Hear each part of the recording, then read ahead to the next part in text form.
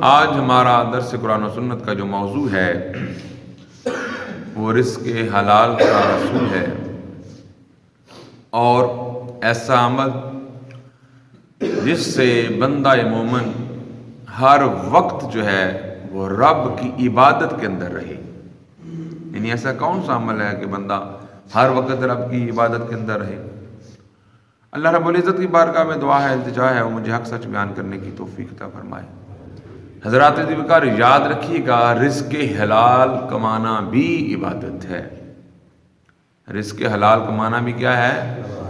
عبادت ہے۔ اور حضور علیہ السلام نے ارشاد فرمایا، الکاسب حبیب اللہ، محنت کرنے والا، مشقت کرنے والا، مزدوری کرنے والا اللہ کا دوست ہے۔ اب دوست کیسے ہو سکتا ہے کہ اگر وہ رب کے قرآن اور نبی کے فرمان کے مطابق محنت کرے، رب کے فرمان اور نبی کے فرمان کے مطابق کاروبار کرے، تجارت کرے، لین دین کرے، تو اس کا ہر عمل جو ہے وہ عبادت گردانا جائے گا۔ حضور علیہ السلام مسجد نبوی کے اندر جلوہ فروز تھے، صحابہ تشریف فرما تھے، حضور واعظ فرما رہے تھے۔ واعظ سے فارغ ہوئے تو ایک بہت ہی خوبصورت اور قاداور اور توانا قسم کا صحیح ہٹا کٹا شخص گزرا۔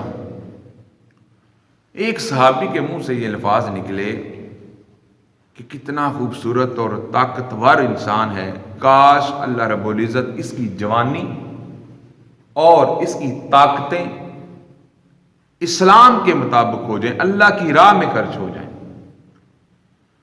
حضور علیہ السلام نے ارشاد فرمایا، اے میرے صحابہ یاد رکھیے، اگر یہ شخص رزق حلال کمانے کی غرض سے جا رہا ہے تو اس کی طاقتیں جو ہیں وہ اللہ کی راہ میں خرچ ہو رہی ہیں، وہ رب کی راہ پر ہے۔ اگر وہ اس لیے کمانے جا رہا ہے کہ اپنے بوڑھے والدین کی ضروریات کو پورا کرے تو اس کی توانائیاں، اس کی طاقتیں اللہ کی راہ میں ہیں۔ اگر وہ اس لیے کما رہا ہے کہ اپنے بیوی بچوں کو رزق حلال کما کے کھلا سکے تو اس کی یہ طاقتیں اللہ کی راہ میں ہیں۔ اگر وہ اس لیے محنت اور مشقت کر رہا ہے کہ اپنے آپ کو سوال سے محفوظ رکھ سکے، اپنی عزت نفس کو محفوظ رکھ سکے، تو اس کی طاقتیں اللہ کی راہ میں ہیں۔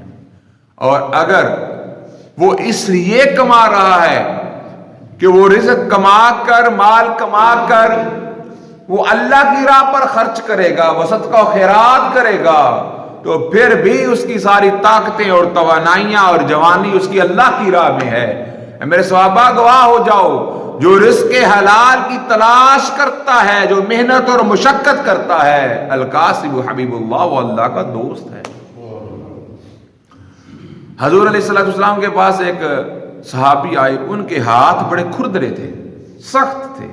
ہمارے ہاتھ تو بڑے نرم ہوتے ہیں، ہم نے کبھی کام ہی نہیں کیا۔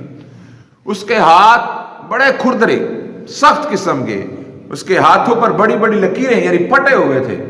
حضور علیہ السلام نے پوچھا کہ اللہ کے بندے تمہارے ہاتھوں پر کیا ہوا ہے؟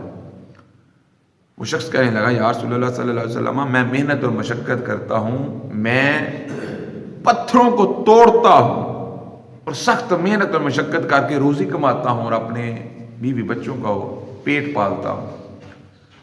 حضور علیہ السلام نے اس کے ہاتھوں پر بوسہ فرمایا اور کہا، اللہ کے بندے تمہارا یہ محنت اور مشقت کرنا رب کو بڑا ہی محبوب ہے، اور جو رزق حلال کمانے والے ہوتے ہیں رب ان کو اپنا دوست رکھتا ہے۔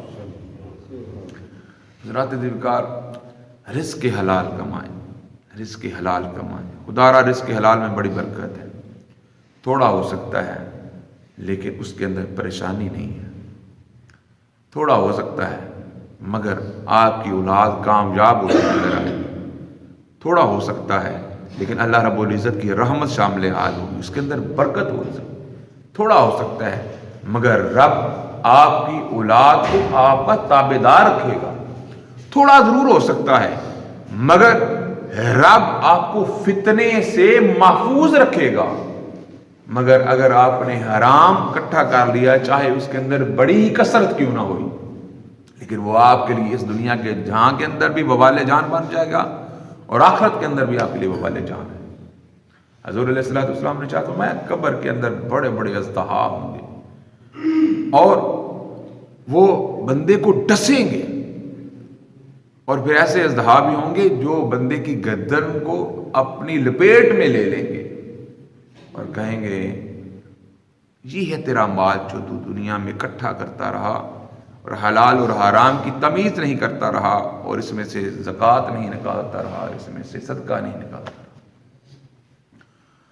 تو کوشش کریں رزق حلال کمائیں، رزق حلال کمائیں، کبھی کسی کو داع لگا کر مال اکٹھا کرنے کی کوشش نہ کریں۔